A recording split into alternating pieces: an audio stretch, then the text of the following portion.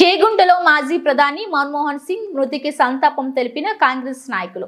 మెదక్ జిల్లా చేగుంట పట్టణ కేంద్రంలో కాంగ్రెస్ శుక్రవారం స్వర్గీయ మాజీ ప్రధానమంత్రి డాక్టర్ మన్మోహన్ సింగ్ మృతికి సంతాపంగా మండల కాంగ్రెస్ పార్టీ అధ్యక్షులు ఆధ్వర్యంలో కాంగ్రెస్ నాయకులు నివాళులు అర్పించారు. ఆయన చిత్రపటానికి పూలమాలలు వేసి శ్రద్ధాంజలి ఘటించారు. వడ్ల నవీన్ కుమార్ మాట్లాడుతూ దేశానికి ఆయన చేసిన సేవలను కొనియాడారు.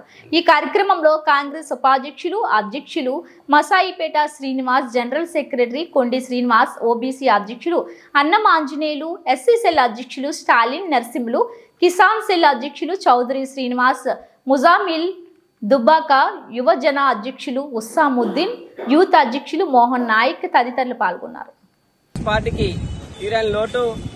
మన్మోహన్ సింగ్ గారు ప్రపంచంలోనే గొప్ప ఆర్థిక సంస్కరణవేత్తలు, గుర్తింపు తగిన వ్యక్తి మన మన్మోహన్ సింగ్ గారు కావడం మన అదృష్టం.